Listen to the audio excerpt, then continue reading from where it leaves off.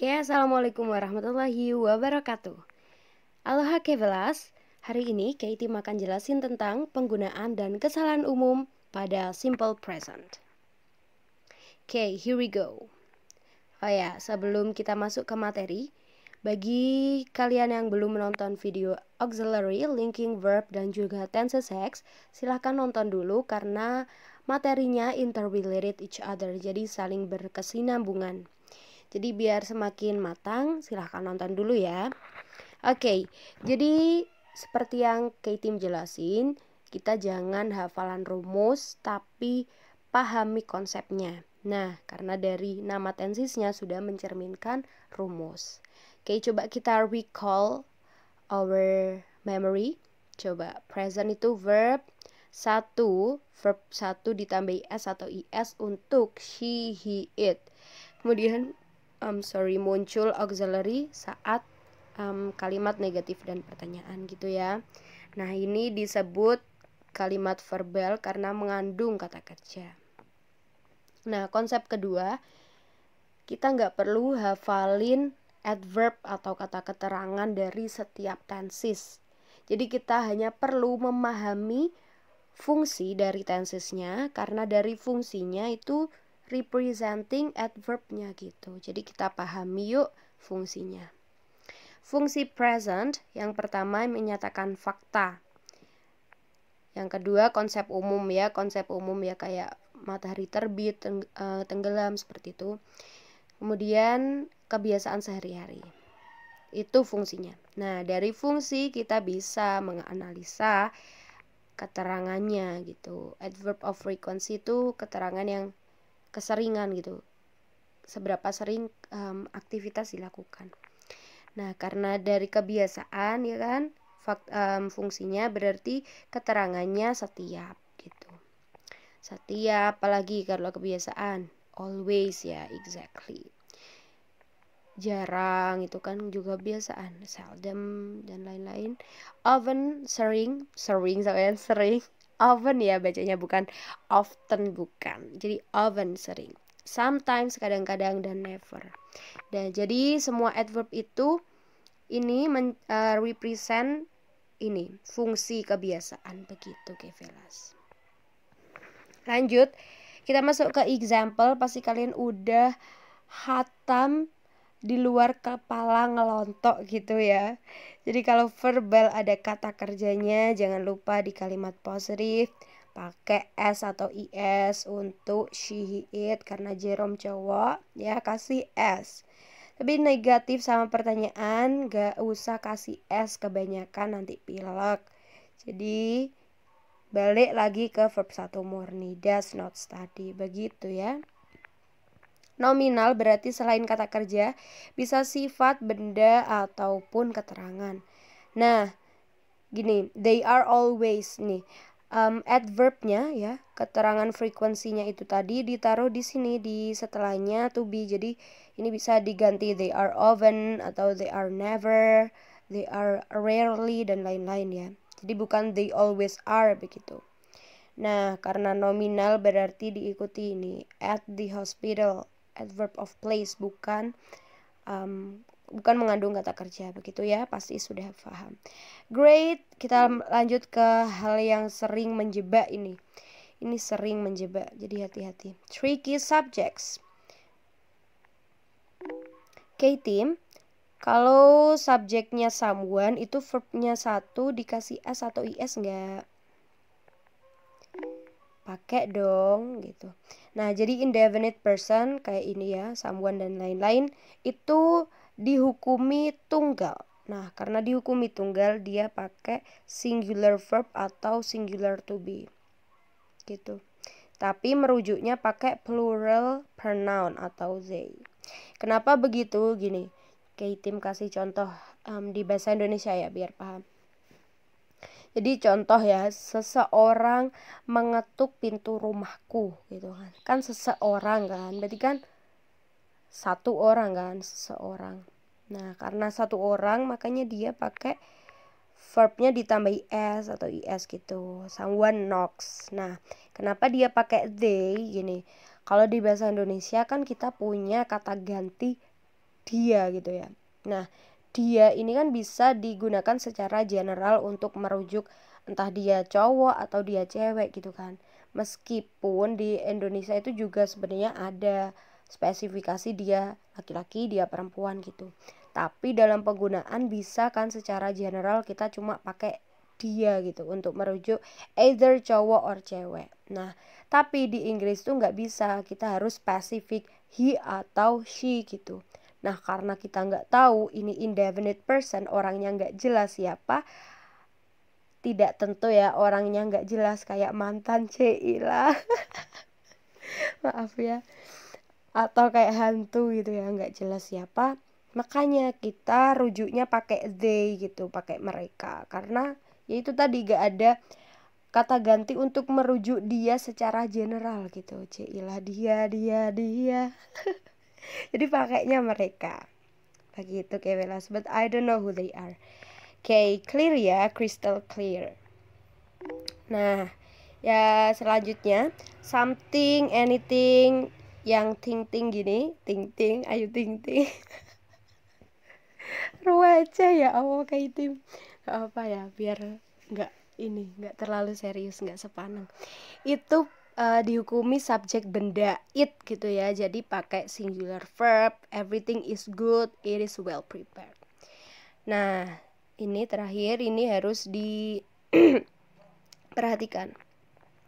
Jadi kalau pronounnya ini tadi ada no-nya, no one, nobody, nothing, itu nggak boleh double negatif ya, karena udah ada no-nya gitu. Jadi tak seorang pun datang, itu no one comes gitu.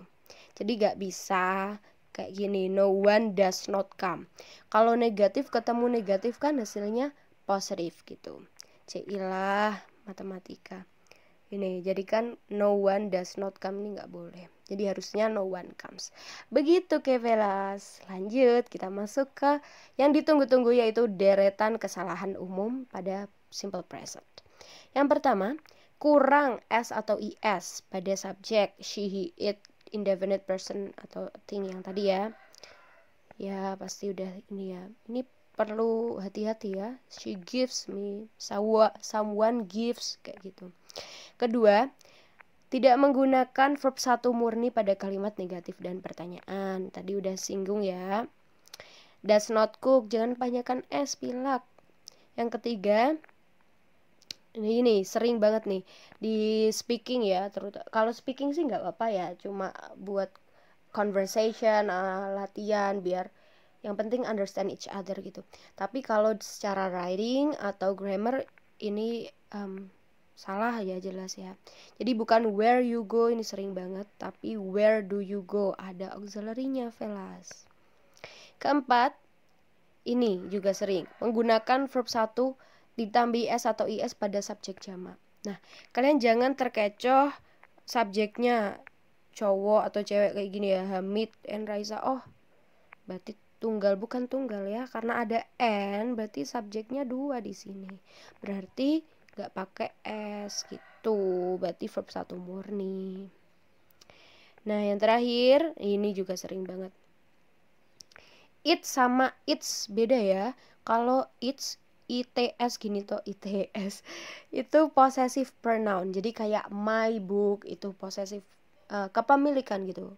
Kalau kalian posesif ya, inget aja, posesif tuh kan merasa memiliki gitu. Jadi it's ini kepemilikan. Jadi gini contohnya, kalau cat has a tail gitu ya, a cat has a tail, kucing punya ekor. Nah, its tail is bla bla bla seumpama gitu. Jadi untuk merujuk itu tadi ke kepemilikan dari si kucing, itu baru boleh pakai its yang gitu. Nah, tapi kalau gini itu salah, bukan it's wonderful tapi it is wonderful. Ini menakjubkan kayak gitu. Nah, kalau disingkat ada apostrofnya. Di sini it's bukan its biasa gini ya, tapi ada petiknya. Begitu Gevelas. Oke, kita lanjut yang kedua. Continuous atau progressive itu verb exactly, verb in, nggak bisa jomblo, butuh pacar, namanya to be ya kan. To be nya si present is mr gitu. Fungsinya pasti udah paham, sedang dilakukan ya. Nah, dari fungsi kita bisa mengetahui keterangan waktunya, berarti now dan lain-lain tuh sekarang. Oke, verbal. Verbal ada kata kerjanya, berarti I am watching gitu. Gak boleh sendirian I watching, gak bisa, butuh pacar. To be itu I am watching gitu ya. Watching pekerjaan, melakukan suatu gitu ya, menonton, berarti verbal. Nominal berarti kata sifat dan lain-lain. Ini ada ing-nya, berarti being, is being gitu ya. Jadi nominal. Grumpy itu pemarah. Oke, kombinasi dua kalimat. Konsepnya yang ditempeli while ini wajibun wajib ala ing atase verb ing. Karena while itu kan selagi atau sementara. Nah, selagi atau sementara itu kan berarti sedang dilakukan gitu. Jadi dia verb ing gitu, Velas. Bisa ditukar-tukar, dibolak-balik, yang penting while-nya ini nempel sama verb ing-nya gitu. Oke, next. Nah, ini perlu diperhatikan bahwa dalam present continuous kita harus berhati-hati dengan stative verbs. Apa itu stative verbs? Yaitu kata kerja yang statik itu loh, statik dinamik itu loh. Statik itu kan berhenti gitu. Maksudnya ini kata-kata kerja yang abstrak. Jadi berhubungan dengan opini, perasaan, cilah, penglihatan, kepemilikan, ukuran, ini kan abstrak gitu loh. Itu kata kerjanya itu ya abstrak, nggak kelihatan gitu loh. Jadi berhubungan dengan perasaan, cilah, mencintai, membenci gitu kan abstrak kan. Nah, itu namanya stative verb. Itu nggak bisa dijadikan continuous gitu. Jadi nggak bisa I am hating you, nggak bisa, nggak boleh. Oke? Begitu, Kevelas. Nah, tapi ada pengecualian.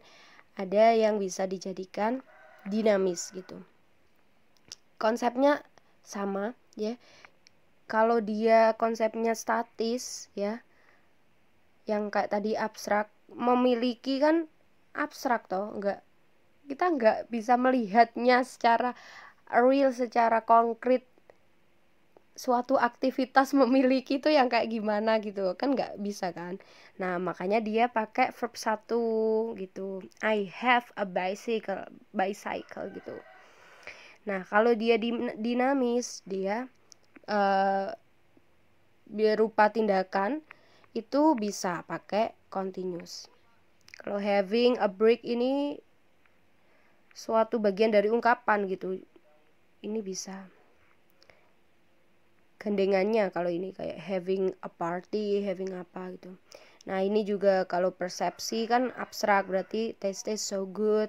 Kalau dinamis, mencicipi, ini baru boleh continuous gitu, dan seterusnya. Begitu ya, Kevelas.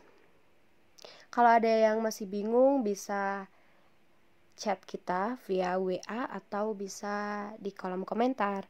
Now we come to the end of this session. Ini adalah today's summary. Kalian boleh screenshot. Okay. So that's all. Thank you for your nice attention and hasta la vista.